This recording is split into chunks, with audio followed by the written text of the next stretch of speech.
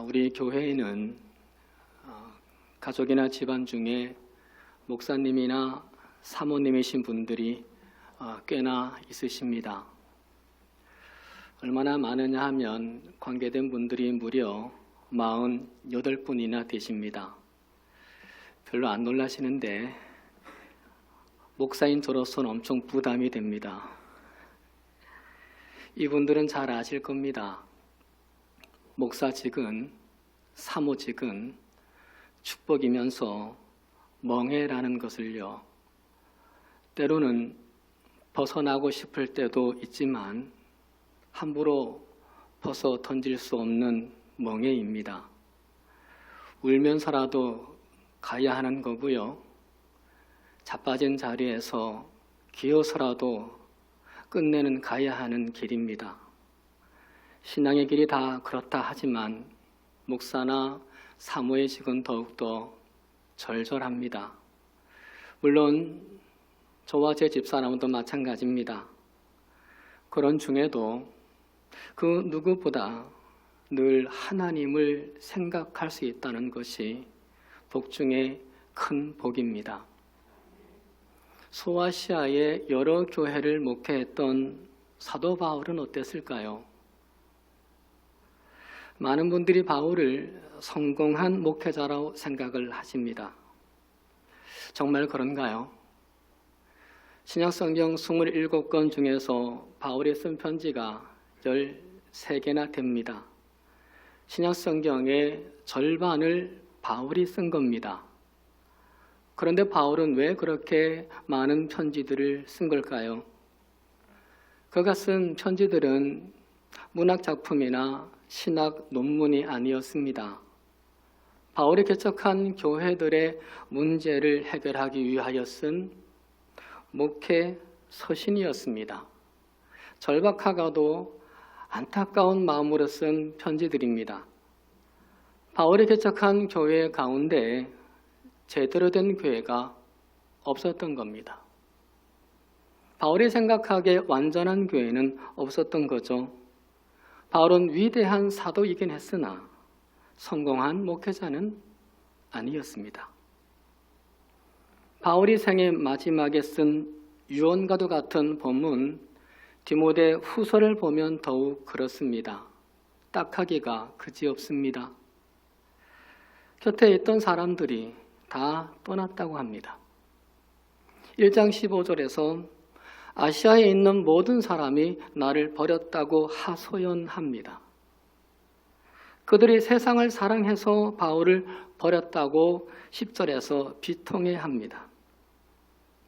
아시아에는 바울이 개척한 대표적인 교회 소아시아 7교회가 있는 곳입니다. 그런데 바울이 감옥에 들어가게 되자 그 교회들이 바울에게 등을 돌린 겁니다. 싸늘한 감옥에서 죽을 날만 기다리던 노 사도의 비애감, 그리고 고립감, 외로움, 자괴감이 얼마나 컸을까요? 바울이 가장 힘들고 사람이 가장 절실할 때 그를 버리고 사람들이 떠났으니 얼마나 큰 충격과 아픔이었겠습니까? 얼마나 외로웠으면 9절에서 에베소서에서 목회하고 있는 디모데에게 죽기 전에 너를 보고 싶다고, 21절에서 겨울 전에 어서 오라고 편지를 다 했겠습니까? 그런데 16절 하반절을 볼까요? 다 나를 버렸으나 그들에게 허물을 돌리지 않기를 원하노라. 바울은 자신을 떠난 자들에게 허물을 돌리지 않기로 작정합니다. 상처를 받았지만 그들을 탓하지는 않습니다. 그들도 힘들었겠지. 그들도 괴로웠겠지. 그들에겐 사정이 따로 있겠지. 오죽하면 나를 떠났을까 이해했습니다. 그런데 11절 하반절을 보면 네가 올 때에 마가를 데리고 오라. 그가 나의 일에 유익하니라 말합니다. 마가는 사도 바울의 초기 선교 사역에 걸림돌이 되었던 사람이죠. 1차 전도 여행을 같이 떠났다가 밤빌리아에서 사명을 버리고 무단 이탈을 했던 사람, 바울을 떠났던 사람입니다. 그런데 지금은 그 마가를 데리고 오라고 말합니다. 자신에게 유익하니 데려오라고 하는데 마가를 써먹기 위해서, 새로운 일을 마가와 도모하기 위해서가 아닙니다. 바울은 마가가 오기 전에 세상을 떠납니다. 마가를 데려오라고 하는 진짜 까닭은 따로 있었습니다. 바울을 떠났던 사람들이 많았다고 했습니다. 바울이 다 떠났다고 느낄 정도로 많은 사람들이 떠난 거죠. 그 많은 사람들 중에 특별히 1장 15절에서 부겔로, 허모게네의 이름을 기억하고 있고 4장 10절에서 데마와 그리스도게와 디도와 달마니아를 기억하고 있습니다. 그런데 기억하는 사람들이 또 있는데 왜 마가만을 데리고 오라고 하는 걸까요? 다른 사람들은 세상을 사랑해서 떠난 것이었지만 마가는 믿음이 약해서 떠난 거였거든요. 다른 사람들은 바울에게 상처를 줬지만 마가는 바울에게 상처를 받은 사람이었거든요. 자신의 은인이었던 바나바가 2차 선교 여행 때 마가를 다시 사역자로 세우자고 했습니다. 그런데 바울은 고집스럽게 반대합니다. 1차 때 이탈했던 경력이 있었기 때문입니다. 마가가 다시 바울과 함께 할 수 있는 기회를 박탈합니다. 바나바는 일보다 사람이 우선이었고 바울은 사람보다 일이 우선이었습니다. 의견 일치를 못 보고 언성을 높이며 크게 싸우다가 결국은 바나바와도 헤어졌습니다. 마가가 바울을 버린 것이 아니라 마가가 바울에게 외면당하고 바울에게 버려진 거였습니다. 그래서 바울은 늘 마음 한켠에 마가를 담고 있었습니다. 오랜 세월이 지났으나 그의 마음 한구석에 마가를 간직하고 있었습니다. 해서 겨울이 오기 전에 마가를 보고 싶다고 말합니다. 여기에서 겨울은 두 가지 의미이죠.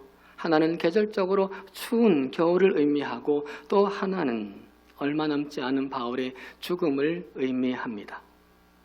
그러니까 겨울 전에 마가를 데리고 오라는 그 말은 철이 바뀌기 전에 마가를 데리고 와라. 죽음을 맞기 전에 마가를 데리고 와라. 마가와 화해하고 싶다. 미안함을 전하고 싶었던 겁니다. 바울은 자신에게 아픔을 준 사람들에게는 허물을 돌리지 않기로 했다고 그 사람들을 포용했습니다. 그런데 마가에게 아픔을 준 자기 자신에 대해서는 엄격했습니다.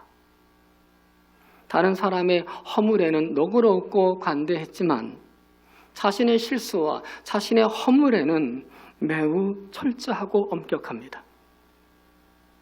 다른 사람에게는 포용적인 자세를 취하고 자신에게는 엄격한 기준을 세우면서 겨울 전에 마가와의 관계를 회복하려고 합니다. 사랑하는 여러분, 겨울이 성큼 다가온 이 12월에 내 주변에 마가와 같은 사람이 없는지를 돌아봐야 하지 않을까요? 저 또한 제 열심이, 제 주장이 혹시 성도님들을 힘들게 하지는 않았는지를 돌아보게 됩니다. 교회를 위한다며 했던 그 일이 성도들에게 상처가 되고 성도를 위한다고 했던 그 말이 도리어 아픔이 되지 않았는지를 하나님의 말씀이라는 이유로 선포했던 그 설교들 중에 혹여 성도들이 상처를 받지는 않았는지를 돌아보게 됩니다. 최승훈님의 짧은 시 오징어라는 시가 있는데 깊은 생각을 하게 합니다. 그 오징어 부부는 서로 사랑한다고 말하면서 부둥켜 안고 목을 조르는 버릇이 있다. 오징어니까 당연하겠죠. 오징어가 사랑의 표현을 하는데 많은 오징어의 발로 상대의 목을 조르게 되더라는 겁니다. 여백을 두고 품어야 되는데 그렇지 못했던 거죠. 부모가 오징어 사랑을 하거나 목사와 성도님들이 오징어 사랑을 하면 다툼이 생기고 아픔이 쌓이게 됩니다. 자녀를 위해서 한다고 했는데 내 자녀에게 잘한다고 한 건데 자녀의 목을 조른 것은 아닌지, 교회를 위한다고 했는데 봉사한다고 했는데 혹시 성도님들의 목을 조른 것이 된 것은 아닌지, 내 이웃의 목원이나 내 이웃의 여전대 남성교 회원의 삶을 조른 것은 아닌지 돌아보게 됩니다. 그리할 때 마가와 같은 우리 가족, 마가와 같은 친구, 마가와 같은 성도님과 다시 손잡을 수 있는 기회가 있지 않겠습니까? 이 12월을 그런 날들로 보내는 것이 어떨까요? 그것이 바로 추운 겨울을 준비하는 월동 준비이지 않을까요? 가장 좋은 월동 준비는 바울처럼 모든 사람들과 따뜻하게 지내려고 여는 마음일 겁니다. 그래서 잠언 15장 17절에서 채소를 먹으며 서로 사랑하는 것이 살찐 소를 먹으며 서로 미워하는 것보다 나으니라 했습니다. 화해하고 사랑하며 겨울을 맞는 지금의 12월이 되기를 소망해 봅니다. 뽁뽁이를 아시죠? 겨울이 오면 창문에 이 뽁뽁이를 붙입니다. 틈새로 들어오는 바람을 막기 위해서이죠. 큰 바람은 아닙니다. 미세한 바람이죠. 뽁뽁이를 붙이고 나면 찬 공기가 훨씬 덜하고 방 안의 온도가 높아집니다. 눈에 보이지 않는 그 틈새 사이로 바람이 꽤나 들어왔던 거죠. 본격적인 겨울이 오기 전에 내 마음의 집, 내 영혼의 장막, 그 창문 틈새가 벌어진 곳은 없는지, 어느새 나도 모르게 하나님과의 간극이 벌어져 세상의 것들이 스며들어 물들이고 있지는 않은지, 그 사람과 틈이 벌어져, 그 가족과 틈이 벌어져 나 자신도 모르는 그 사이에 내 마음이 차갑게 식어진 것은 아닌지 생각해보고 사랑의 뽁뽁이를 준비하고 우리 가족과 우리 성도 간의 틈새를 막는 월동 준비를 할 수 있기를 소망해 봅니다.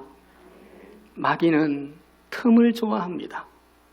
틈을 만들고 만든 그 틈을 더 벌리고 벌린 그 틈을 파고듭니다.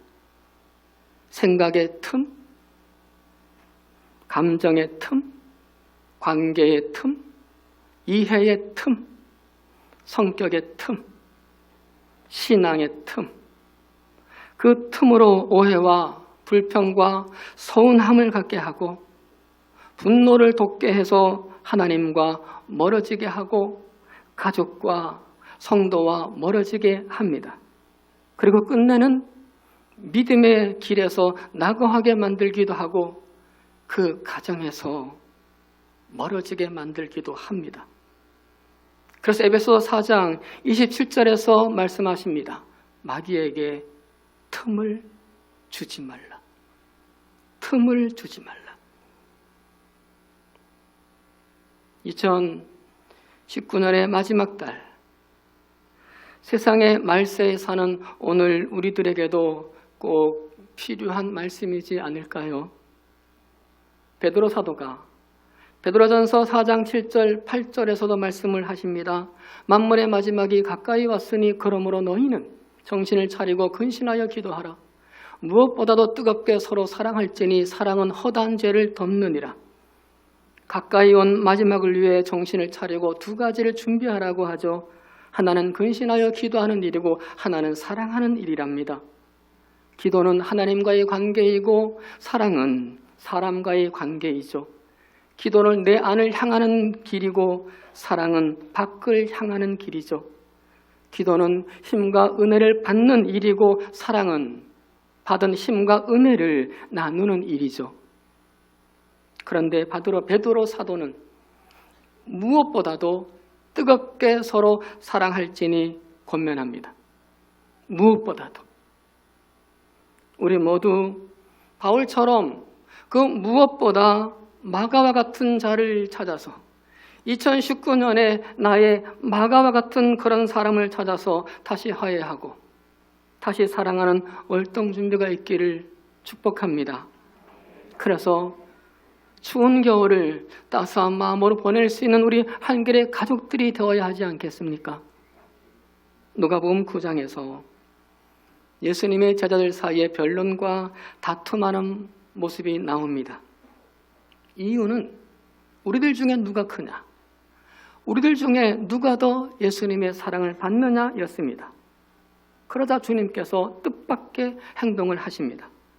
갑자기 어린아이 한 명을 데려다가 당신 곁에 세우시고 말씀하시기를 누구든지 내 이름으로 이런 어린아이를 영접하면 곧 나를 영접함이요.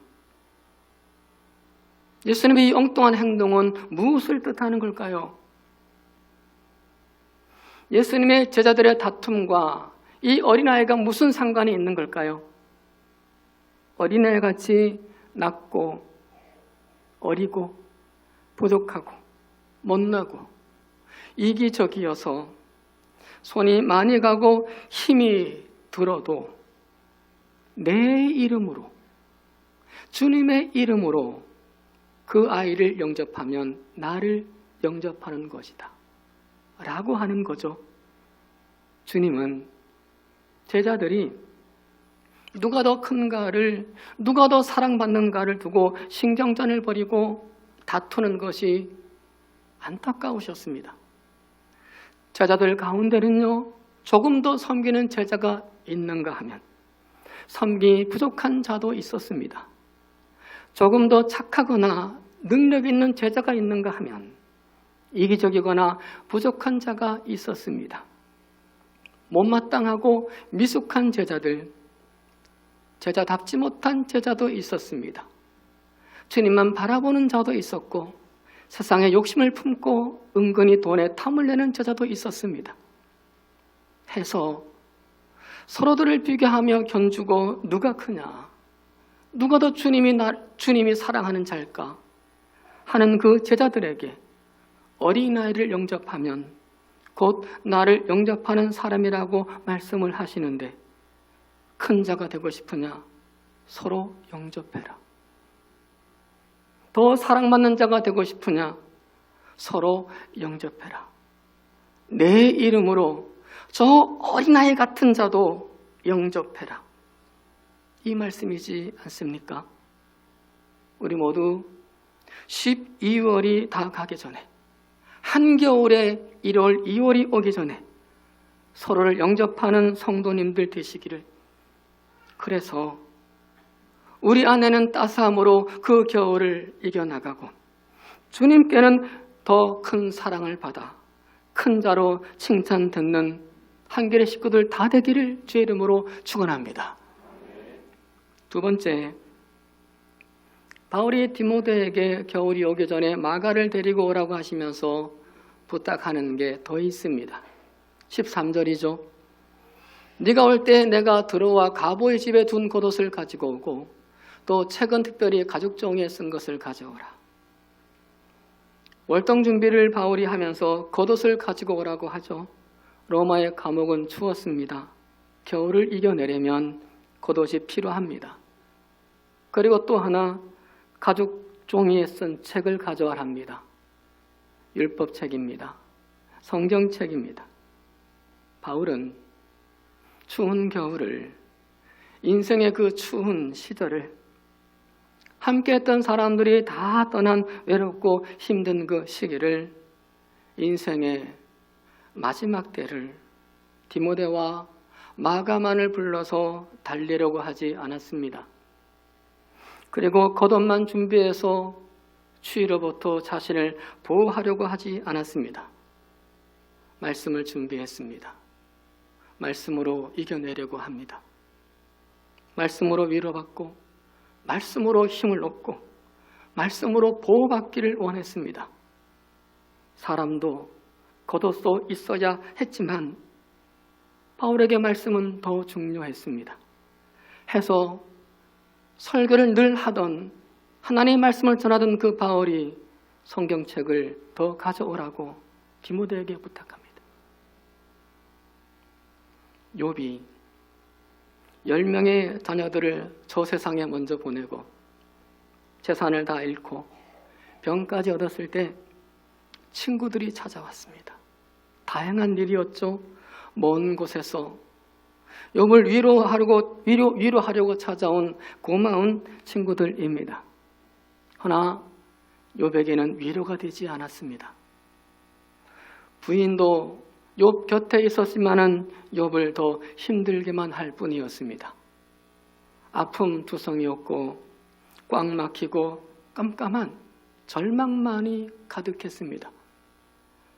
그래서 욥은 하나님을 찾습니다. 하나님을 찾고 찾는데 도무지 그 하나님 보이질 않습니다. 욥의 현실에는, 욥이 사는 세상에는 하나님은 없었습니다. 23장 8절 9절에서 내가 앞으로 가도 하나님이 아니 계시고 뒤로 가도 보이지 아니하며 그가 왼쪽에서 일하시나 내가 만날 수 없고 그가 오른쪽으로 돌이키시나 배울 수 없구나. 하나님이 앞에 계실 것이라 생각하고 거기 가면 하나님이 계시겠지, 이렇게 하면 하나님이 계시겠지 하고 갔는데 하나님은 보이지 않았고, 뒤에 가야지 있는 거구나 뒤로 갔더니 거기도 하나님이 보이지 않고, 왼쪽에서 일하시는구나 얼른 왼쪽으로 달려갔는데 거기도 하나님은 보이지 않았고, 오른쪽이구나 또 뛰어갔는데 거기도 하나님은 눈에 보이지 않았습니다. 아무데도 욥의 인생에 하나님은 없었습니다. 그런데 욥은 포기하지 않았습니다. 욥이 마지막으로 붙잡은 게 있었습니다. 23장 12절에서 욥이 절망의 끝과 인생의 춥고도 매서운 그 한겨울에 그가 붙든 것을 밝혀줍니다. 내가 그의 입술의 명령을 어기지 아니하고 정한 음식보다 그의 입의 말씀을 귀히 여겼도다. 말씀이었습니다. 현실에서 하나님이 보이질 않자 그는 말씀을 붙듭니다. 하나님의 말씀을 붙듭니다. 그러자 욥에게 희망이 살아나기 시작합니다. 그 뒤 23장 14절에서 그 희망을 이렇게 고백하죠. 하나님이 가지고 계신 많은 계획 가운데 나를 두고 세우신 계획이 있으면 반드시 이룰 것이라. 하나님에게는 내가 모르는 많은 계획들이 있는데, 이 땅에 많은 사람들을 향한 당신의 계획들이 수없이도 있는데 그 계획들 중에 나를 향한 계획도 있을 것이다. 소망을 가져봅니다. 그리고 그 나를 향한 계획도 반드시 이루어 줄 것이라 믿어봅니다. 그래서 살아낼 수 있었습니다. 그래서 버틸 수 있었습니다. 가느다란 실오락이 희망이었으나, 꺼져가는 등불 같은 소망이었으나 그래도 그 소망 있게 살 수 있었습니다. 욥이 하나님의 말씀을 음식보다 더 귀히 여겼다는 것, 참 놀랍습니다. 요즘 TV를 틀면 먹방이 대세입니다. 어느 시간이나 어느 방송국에나 먹방 프로그램이 많습니다. 맛있는 곳이 있으면 구석구석을 찾아가죠. 해외도 나가서 1박 2일로 먹고 돌아오는 사람도 있습니다. 음식을 먹는 것이 그만큼 행복한 거거든요. 음식을 먹는 것이 그만큼 즐거운 거거든요. 그래서 우리 어른들이 말씀하시잖아요. 밥심으로 사는 거다. 밥을 먹어야 한다. 만든 말입니다. 먹어야 삽니다. 우리는 밥심으로 사는 겁니다. 그런데 욥은 밥심으로만 살지 않았습니다. 그에게 더 중요한 것이 있었습니다. 말씀의 힘입니다. 그는 밥심보다 말씀의 힘을 더 의지했습니다. 말씀을 정한 음식보다 귀히 여기며 그 말씀을 먹으며 하루하루를 견뎌냅니다. 그 말씀을 가슴에 담고 일주일을 참아봅니다. 그 말씀의 약속을 붙잡고 한 달을 살아보고 1년을 견뎌온 것이 오늘 우리들의 신앙생활입니다. 우리의 삶에 바울 같은 외로움과 비애감과 자괴감을 주는 일이 얼마나 많습니까? 욥처럼 이런저런 꽉 막힌 절망들이 우리에게는 너무 많습니다. 내일은 괜찮겠지. 그러나 내일은 또 다른 절망이 우리를 엄습하죠. 그것들을 우리가 일일이 다 표현하지 않아서 그렇지 외로움과 비애감과 자괴감과 절망, 투성이 속에 우리는 살아가고 있습니다. 목사도 마찬가지입니다. 사모도 마찬가지입니다. 그러나 그럼에도 여러분이 무너지지 않는 것은, 포기하지 않고 이 생을 끌고 가는 것은 우리 안에 말씀이 있기 때문입니다. 우리가 인정하든 인정하지 않든 들은 말씀과 이런 말씀이 우리의 영혼 속에 새겨있기 때문입니다. 그 말씀을 붙들고 있기 때문에 지금 오늘 우리가 있는 겁니다. 바울처럼 차디찬 감옥의 그 밑바닥에서 성경을 찾는 열망, 욥처럼 인생의 그 한파 속에서도 말씀을 먹는 열망이 있을 때 하나님은 역사하셨습니다. 우리를 향하신 계획들을 반드시 이루어내시고 반드시 정금 같게 나오게 하실 겁니다.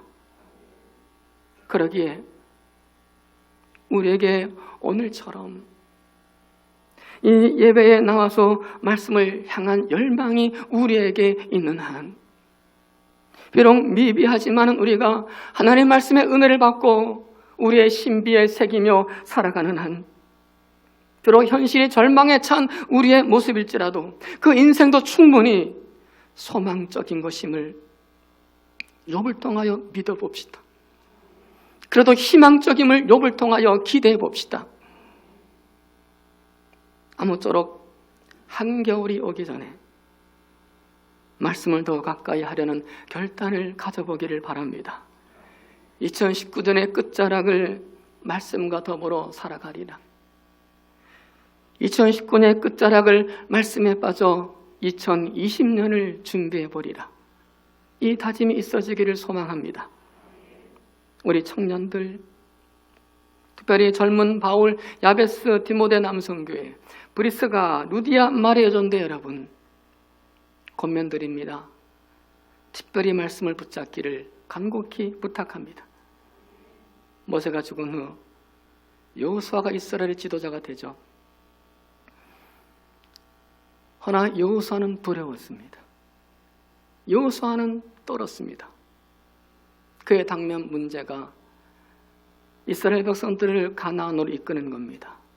광야 생활도 끝났는데 그는 기운이 빠져 있습니다.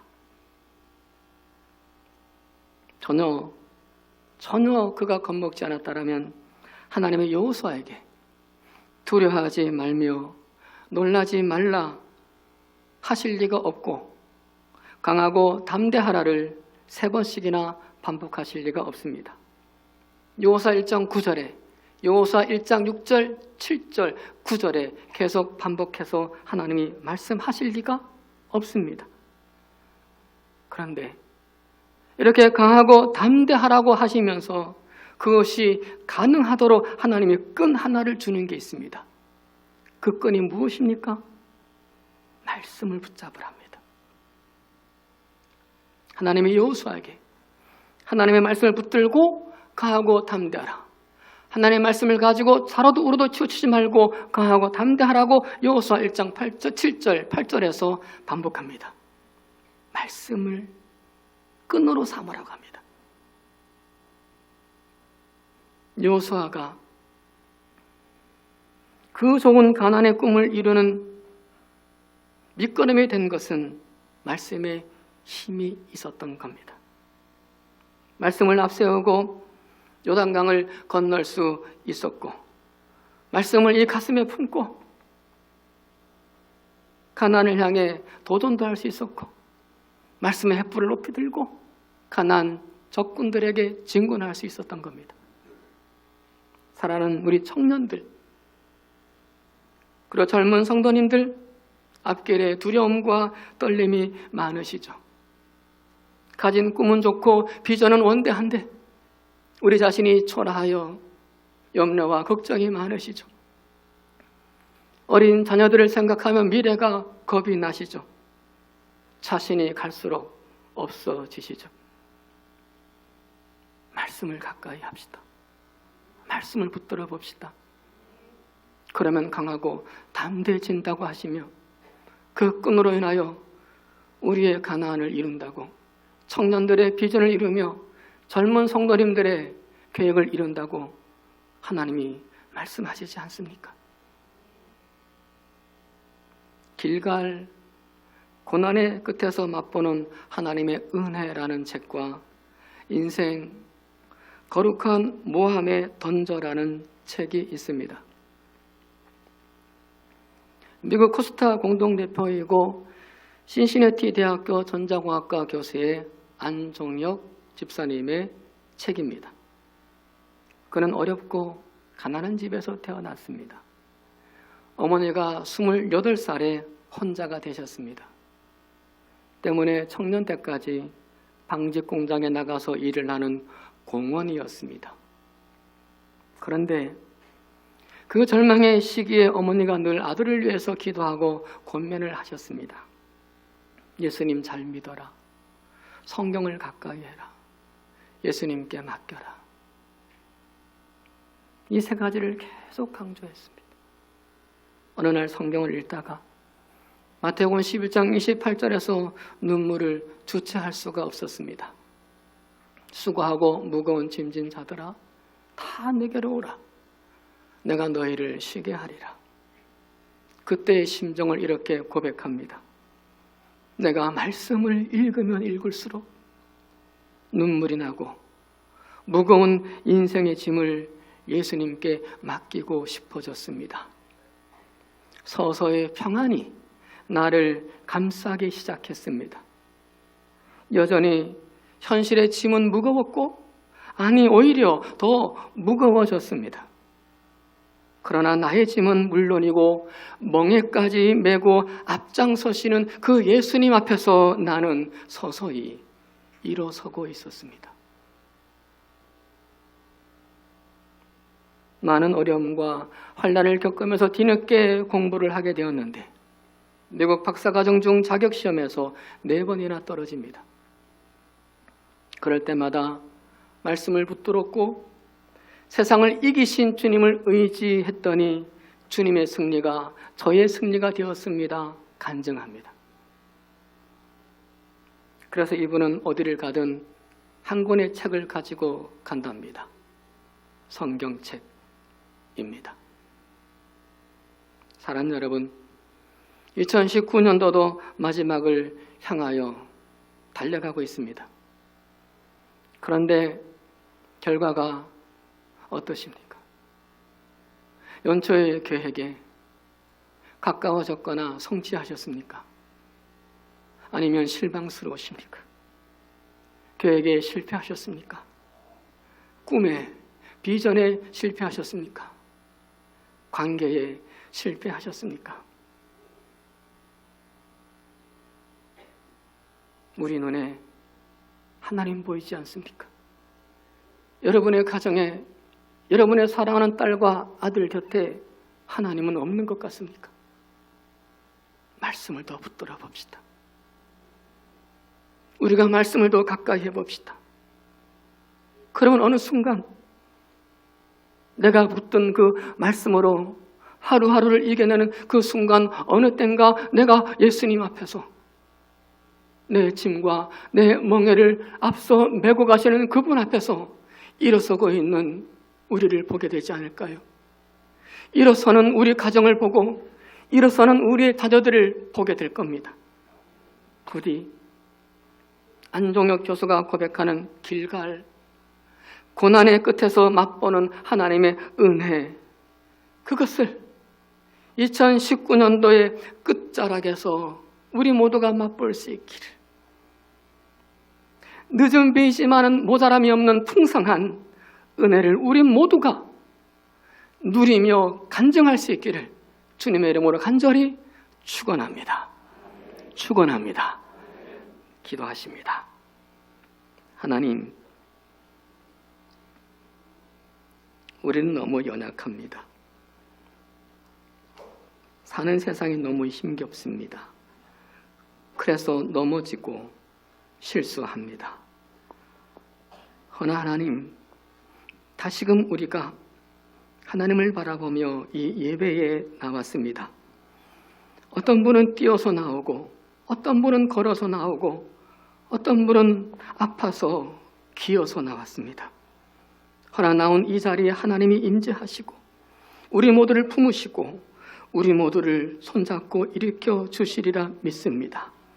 오늘 주신 하나님의 말씀을 부여잡고 겨울이 오기 전에, 한겨울 오기 전에 내가 준 상처로 아파하는 자를 찾아보고 그들을 위하여 기도하며 그들의 손을 잡고 따스한 겨울을 준비하는 시간 되게 하여 주옵소서. 더불어 우리 눈에 하나님이 보이지 않더라도 말씀을 붙잡고 살아계신 하나님을 증거해내는 우리 모두가 되게 하여 주시옵소서. 그래서 2019년을 따스하게 마감하며 다가온 2020년을 희망으로 준비할 수 있도록 하나님 역사하여 주시옵소서. 예수 그리스도의 이름으로 간절히 기도드리옵나이다. 아멘.